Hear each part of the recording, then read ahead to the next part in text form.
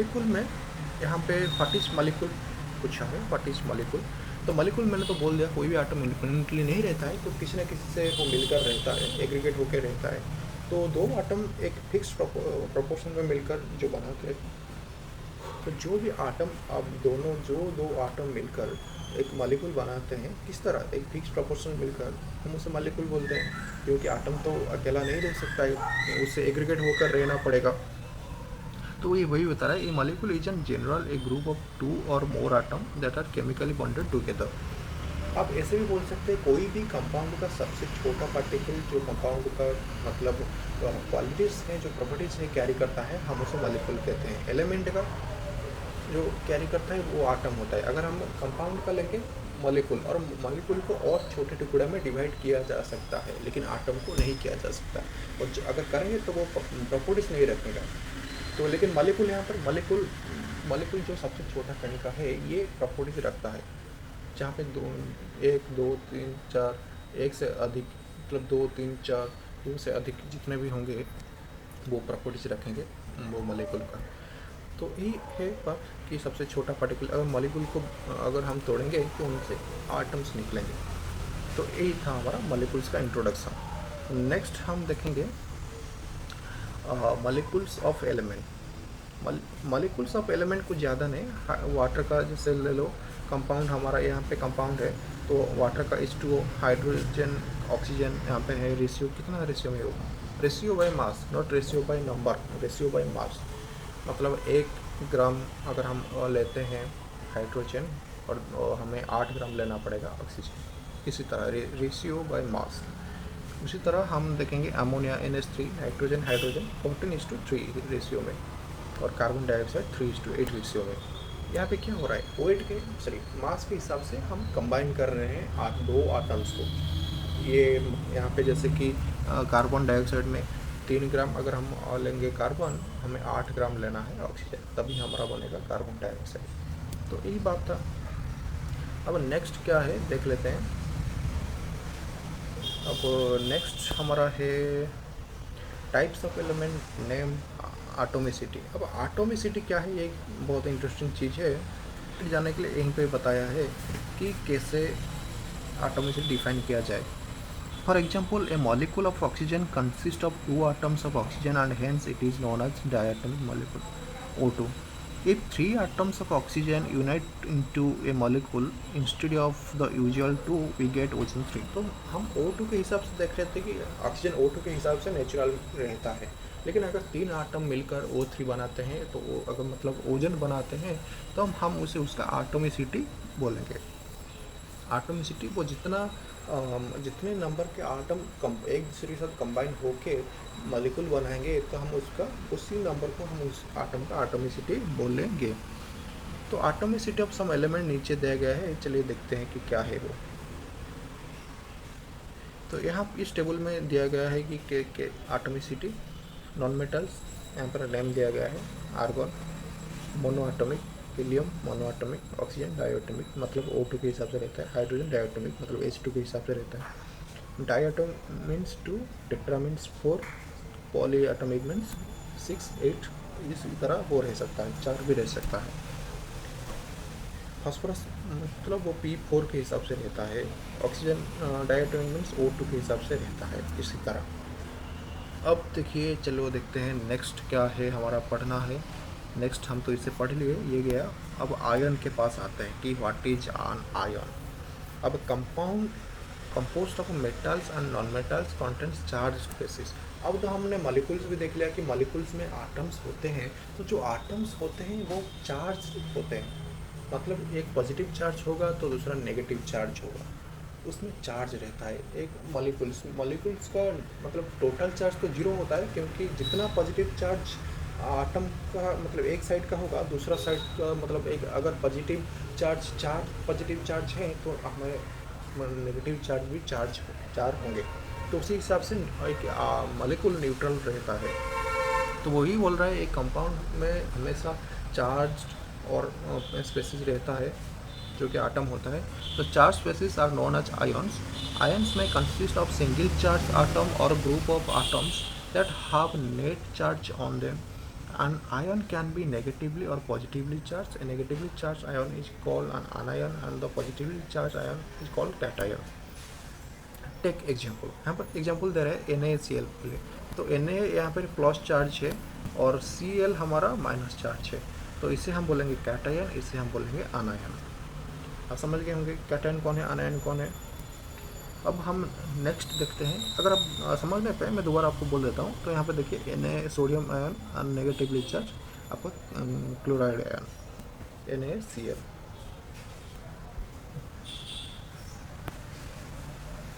तो जैसे कि यहाँ पे बोला है कि group of atoms carrying a charge is known as polyatomic ion. तो वही हम देखेंगे कि पॉलीएटॉमिक आयन क्या है। अब यहाँ पे देखिए इस टेबल 3 फ्रेंड में सम आयोनिक कंपाउंड्स दिया गया है। Calcium oxide, calcium and oxygen constituting element, calcium होता है, एक ऑक्सीजन होता है, रेशियो बाय मास होता है 5:2, ये उसका मास का रेशियो बाय मास। तो नेक्स्ट हम पढ़ते हैं केमिकल फार्मूला कैसे लिखेंगे। केमिकल फार्मूला हमें किस तरह लिखेंगे, तो केमिकल फार्मूला लिखने के लिए एक रूल्स है, वो रूल को हम देखेंगे किस तरह लिखा जा रहा है। तो इस टेबल में आप देख लीजिए, इस टेबल में एक कुछ है आयन्स हैं, उनके कौन सा पॉजिटिव चार्ज कैरी करता है और कौन सा नेगेटिव चार्ज कैरी करता है, उसके बारे में छोटा सा इन्फॉर्मेशन है, आप थोड़ा उसे याद रख लीजिए।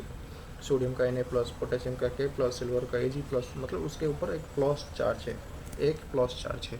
और यहाँ पे देखिए SO3 सल्फाइड का क्या है, SO3 2-, मतलब सल्फाइड के ऊपर 2 नेगेटिव चार्ज है। तो इसी तरह आयरन का देख लीजिए, आयरन 2 का है Fe2+। तो Fe2+ मतलब आयरन के ऊपर 2 पॉजिटिव चार्ज है। तो हम देखते हैं नेक्स्ट कैसे आपका ये जो है ना केमिकल फार्मूला और मॉलिक्यूलर फार्मूला कैसे लिखते हैं वो देखेंगे, कैसे हम लिख सकते हैं।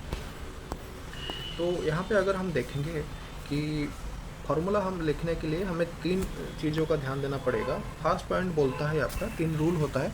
तो वैलेंसीज और charge on the ion must be balance.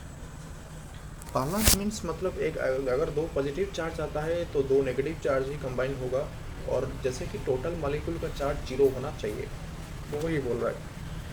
When a compound consists of metals और नॉन मेटल्स, जैसे कि Na+ OH-। यहाँ पे देख लीजिए Na तो ऑब्वियसली नॉन मेटल ही है, लेकिन ये कैटायन है, इसलिए ये लेफ्ट साइड रहेगा, और राइट साइड में क्या रहेगा, हाइड्रोक्साइड और या फिर जो आपका आनायन है, ये रहेगा आपका राइट साइड में। तो वही सेम रूल आप बोल रहे हैं। अब देख लीजिए, when a compound consist of metal and a non metal the same और symbol of metals written first, for example calcium oxide, sodium chloride, iron sulphide, copper oxide, etcetera. और उसके बाद ये भी बता, हाँ यहाँ पे मेटल नॉन मेटल यूज क्या है, आप कैटायन आनायन के हिसाब से भी लिख सकते हैं। मतलब अगर कैटायन आपका है तो आपको उसे लेफ्ट साइड में रखना है, अगर आनायन है और इसे आपको राइट साइड में रखना है। तो यहाँ पे राइट साइड में आप देख सकते हैं कुछ दिया है कैसे लिखना है, मतलब CCl। अब उससे पहले हम वैलेंसी पढ़ लेंगे कि वैलेंसी क्या है, उसके बाद आपको आइडिया हो जाएगा। एक कंबाइनिंग कैपेसिटी होता है जिसे हम वैलेंसी बोलते हैं, जैसे कि यहाँ पर लिखा है द कंबाइनिंग पावर और capacity of an element is known as its valency. Valency can be used to find out how the atoms of an element will combine with the atoms of another element to form a chemical compound। तो यही बता रहा है कि कैसे हम करेंगे। The combining power of capacity of an element is known as valency. तो कैसे मैं आपको इजीली बता देता हूँ। मान लो C ये है, ये क्या है, कैल्शियम और मोनोक्साइड, कार्बन मोनोक्साइड CO-, इसके ऊपर प्लस चार्ज, इसके ऊपर +3। तो इसके ऊपर +3 है, मतलब इसका कैपेसिटी है 3, तो 3- चार्ज के साथ कंबाइन होने का, लेकिन ये -1 चार्ज है, तो हमें 3 कार्बन मोनोक्साइड चाहिए। तो हमें रूल के हिसाब से किस तरह लिखना है ना, CaCO3, इसे ब्रैकेट में लिखना है, 3 बाहर लिखना है। CO3 मैंने क्यों नहीं लिखा, अगर CO3 लिखता तो वो ऐसा रिप्रेजेंट करता कि ऑक्सीजन 3 दिया गया है, लेकिन हमें कार्बन मोनोऑक्साइड 3 लिया गया है, पॉलीएटॉमिक नहीं, 3 पॉलीएटॉमिक लिया गया है जैसे कि उस रूल में था। आई थिंक एक पॉइंट मैंने छोड़ दिया वहाँ पर, अब देख लीजिए, एक पॉइंट आई थिंक मैंने छोड़ दिया वहाँ पे, जैसे जहाँ पे मैं बता रहा था।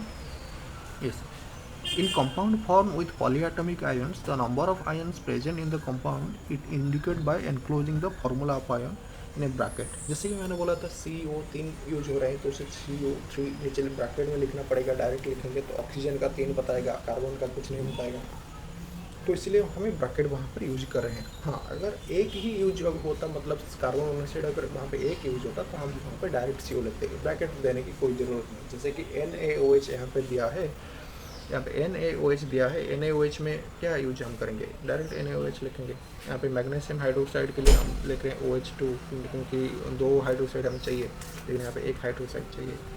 तो ही सिंपल कुछ फंडे हैं हमें डिराइव करने के लिए। और यहाँ पे देख लीजिए कि मैग्नीशियम के चार्ज क्या है, +2 है, क्लोरीन का चार्ज क्या है, -1 है, तो इसका जाएगा इधर, इसका जाएगा इधर। Mg का +1 तो 1 नहीं लिखेंगे तो Cl2, इस तरह हम लिखते हैं फार्मूला। आप इसे प्रैक्टिस कीजिएगा और अगर नहीं समझ पाए मुझे बता दीजिएगा, मैं दोबारा बता दूंगा एक नेक्स्ट वीडियो में। तो नेक्स्ट हम देखेंगे फार्मूला ऑफ सिंपल कंपाउंड। तो ये तो आप कीजिए, आप इसे प्रैक्टिस कीजिएगा और क्वेश्चन आंसर जो है हम कल देखेंगे। मॉलिक्यूलर मास और मोल कंसेप्ट हमने तो देख लिया, क्या एटॉमिक मास क्या था, अब मॉलिक्यूलर मास हम पढ़ेंगे। अब मॉलिक्यूलर मास में क्या बताता है, यहाँ पे एक छोटा सा वो एग्जाम्पल दिया है, I think yes, calculate the relative molecular mass of water, calculate the molecular mass of HNO3 nitric acid. Yes, इसे बोलते हैं नाइट्रिक एसिड। चलो देखते हैं कि कैसे हम कैलकुलेट करना है, कैसे कैलकुलेट किया है। पहले वो बोलता है atomic mass of hydrogen 1U, oxygen का 16U।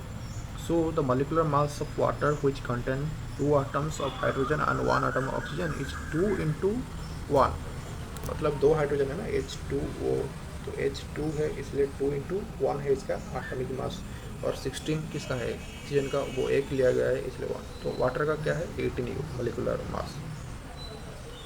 18 AMU नहीं लिखेंगे, हमने यूनिट के हिसाब से 18U लिखेंगे। यहाँ पे ग्राम नहीं लिखा है, आप अच्छी तरह देख लीजिए, ग्राम भी नहीं लिखा गया है, 18U लिखा गया है।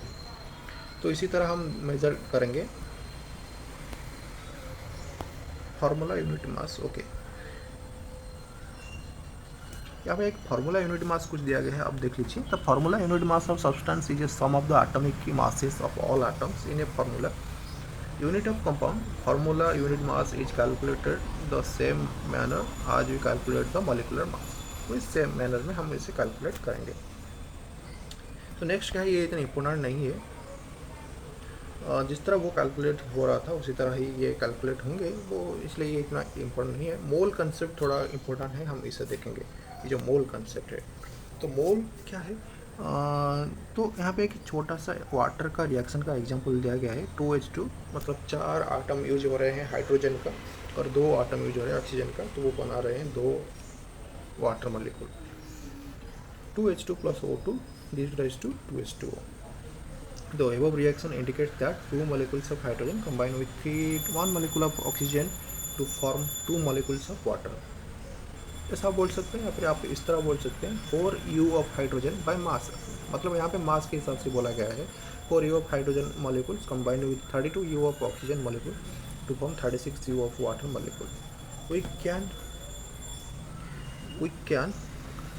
infer from the above equation that the quantity of a substance can be characterized by its mass or the number of molecules, but the chemical reaction equation indicates directly the number of atoms।